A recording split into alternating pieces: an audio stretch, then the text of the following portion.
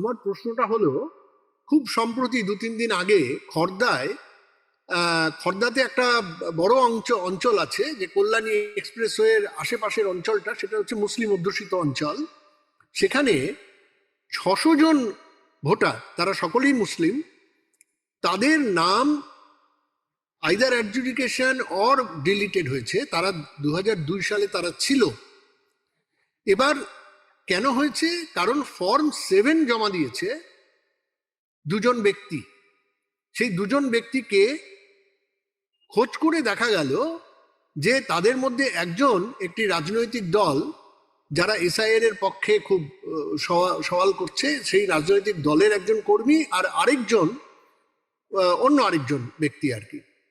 তো যেটা তারপর ওখানকার লোকেরা মিলে খোঁজ করে জানতে পারলো যে এর মধ্যে একজন সে ফর্ম 7 দিয়েছে, কিন্তু আরেকজন দেয়নি, কিন্তু তার নামে ফর্ম 7 জমা পড়েছে। এখন ফর্ম 7 জমা দিলেই কি তার নাম ডিলিট করা যায়? এবার যদি হিয়ারিং এ হয়, তাহলে তো যে ফর্ম 7 জমা দিয়েছে তাকে গিয়ে তো প্রতিষ্ঠা করা উচিত, নাকি এমনি জমা দিলেই হয়? এটা জানার ছিল। একদম ঠিক বলেছেন। আইনটা বলে দিই। আইনটা হচ্ছে, আমার বিরুদ্ধে, আমি একজন ভোটার, আমার বিরুদ্ধে কেউ ফর্ম 7 জমা দিতেই পারে, সেটা একটা ব্যাপার। আর ইদানিং যেটা হয়েছে, এটা আগে কোনোদিনই হয়নি, ইদানিং এই বছর যেটা হয়েছে, যে কিছু ভুল লোকের নাম, মানে ধরুন আমি ফর্ম 7 জমা দিইনি, কিন্তু আমাকে আমার জাল সই করে অনেকগুলো ফর্ম জমা হয়েছে, এটা একটা ক্রাইম। আর একটা ক্রাইম হচ্ছে, এটা নিয়ে এফআইআরও হয়েছে, তমলুকে হয়েছে, আরো বিভিন্ন জায়গা হয়েছে, বাঁকুড়াতে হয়েছে, তমলুকে হয়েছে, এটা নিয়ে এফআইআর হয়েছে। এবার ধরুন একটা লোক জেনুইনলি ফর্ম 7 আমার বিরুদ্ধে জমা দিই, আইন কি বলছে? আইন বলছে ইআরও ফর্ম 7 পাওয়ার পর দুজনকে নোটিশ করো, ফর্ম নম্বর 13তে আর 14তে। 13তে যে কমপ্লেন করেছে তাকে, আর যার বিরুদ্ধে কমপ্লেন করেছে তাকে, এবং দুজনকেই ডাকবে নিজের অফিসে, বা ডেট টাইম দিয়ে বলবে যে কোন জায়গা তুমি এসো। আর যে অভিযোগটা আছে, সে অভিযোগটার প্রমাণ করার দায়িত্ব হচ্ছে কমপ্লেনেন্টের, যিনি কমপ্লেন করেছেন, মানে burden of proof lies on the complainant. এবার কিছু ইআরও হতে পারে, এইআরও হতে পারে, আমি এইআরও বললাম, কিছু এইআরও এই ফর্ম 7টা নিয়ে একটু মোটিভেটেড হয়ে তারাও কিন্তু ডিলিট করে দিয়েছে, তাদের নাম ডিলিটেড লিস্টে আছে, মানে সে ভোটারের নাম ডিলিটেড লিস্টে ঢুকে গেছে। সেই এইআরওদেরকে চিহ্নিত করা গেছে, তাদের বিরুদ্ধেও অ্যাকশন নেওয়া হবে। তাদের বিরুদ্ধে প্রথমে ইলেকশন কমিশনকে বলা হবে ইলেকশন নিতে, যদি ইলেকশন কমিশন অ্যাকশন না নেয়, তাহলে যা বাকি যা আইন আছে, সে তো সরকারি কর্মচারী, সে পালা কোথায় আর পালা, এটা সব তথ্য তো সব রয়েছে। তো সেই তথ্য কালেক্ট করা হয়েছে যে ভুল এইআরও নোটিশ না ইস্যু করে শুধু ফর্ম 7 নিয়ে ডিলিট করেছে, এইটা পুরোপুরি ইলিগাল। আর একটা হচ্ছে যে যেখানে কমপ্লেনেন্ট যিনি যার সইটা দেখা যাচ্ছে, তিনি নিজে এসে বলছেন যে আমি কমপ্লেন করিনি, তাহলে তো ওই সব ফর্ম 7 ছিঁড়ে ফেলে দেওয়ার কথা, একটা এফআইআর করার কথা। এগুলো ঘটেছে, তবে দেখা যাবে।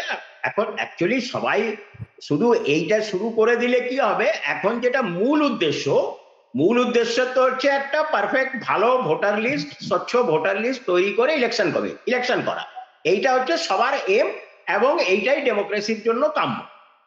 কার বিরুদ্ধে কি এফআইআর হবে, এটা হবে, ওটা হবে, ওটা তো পরের পুলিশি ব্যবস্থা আছে, ওটা ঠিকই হবে, ওগুলো সব হবে, সব চিহ্নিত করা গেছে, যদি কেউ মোটিভেটেড হয়ে করে থাকে সব হবে। কিন্তু এই মুহূর্তে ইলেকশন কমিশনকে ঠিক করতে হবে যে এই 5,46,000 আপিল নিয়ে কি করবে।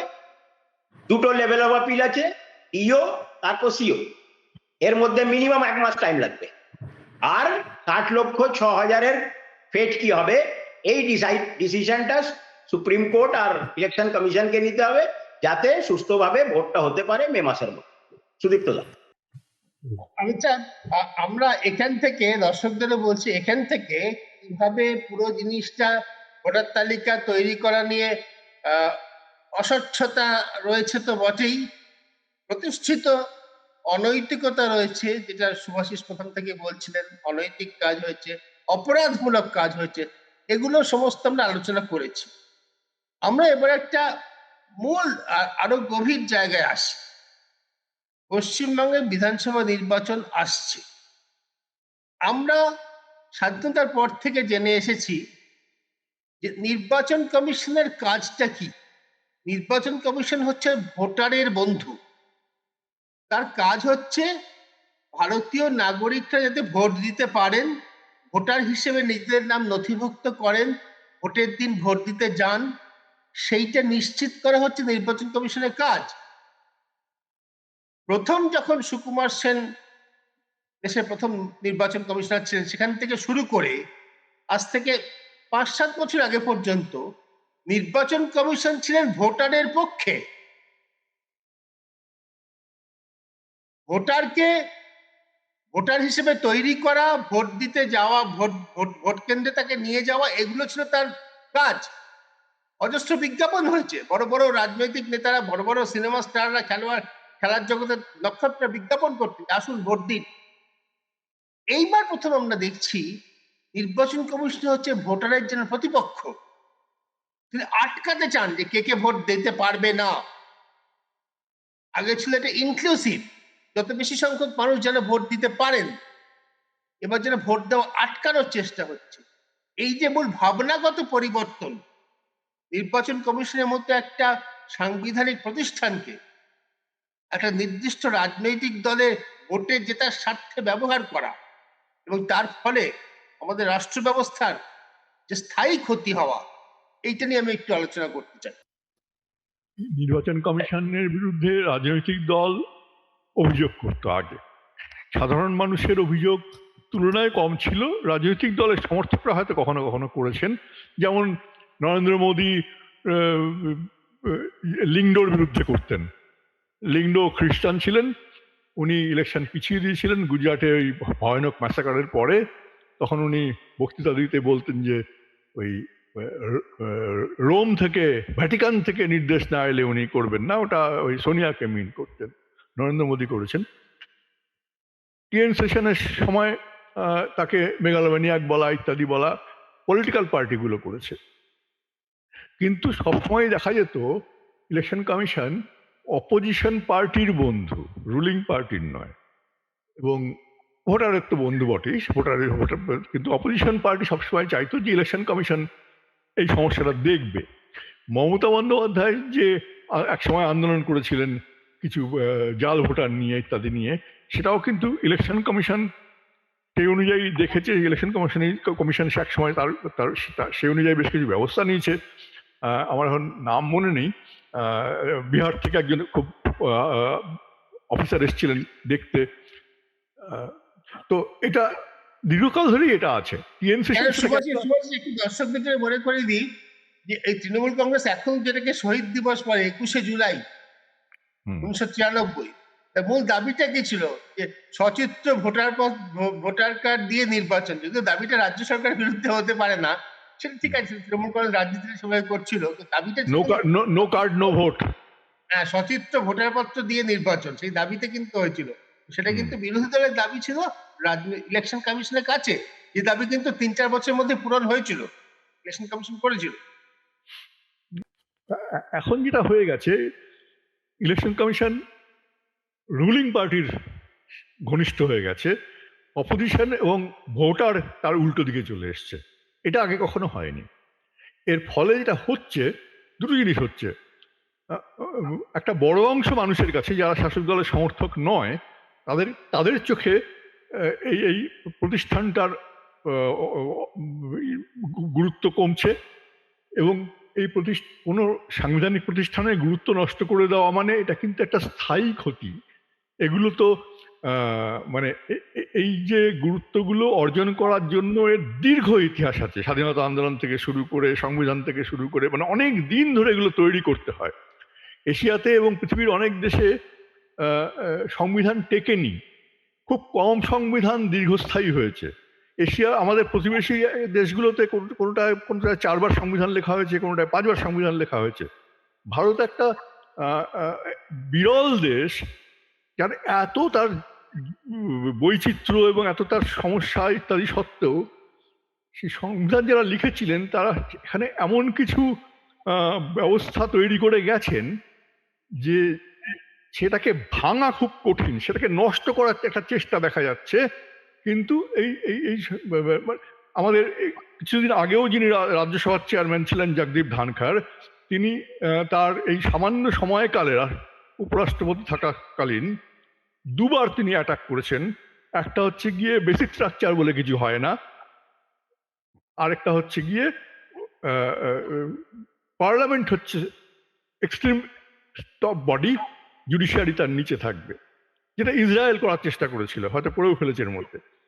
এটা তাদের এটা পলিটিশিয়ানদের মানে এই ইচ্ছে পলিটিশিয়ানদের মধ্যে অতীতেও দেখা গেছে, শেষ পর্যন্ত তারা পারেনি বা পিছিয়ে গেছে। এখন যেটা হচ্ছে যে সংবিধানটাকে আমি যখন আক্রমণ করতে পারছি না, ভাঙতে পারছি না, প্রতিষ্ঠানগুলোকে আমি দুর্বল করে দিচ্ছি। এই চেষ্টাটা হচ্ছে, সেটা মানবাধিকার কমিশনের ক্ষেত্রে হচ্ছে, সেটা মহিলা কমিশনের ক্ষেত্রে হচ্ছে, সেটা ইলেকশন কমিশনের ক্ষেত্রে হচ্ছে, এবং এটা নিয়ে সরব মানে অপোজিশন ভয়ানকভাবে সরব। কতটা পারবে কি পারবে না সেটা অন্য কথা।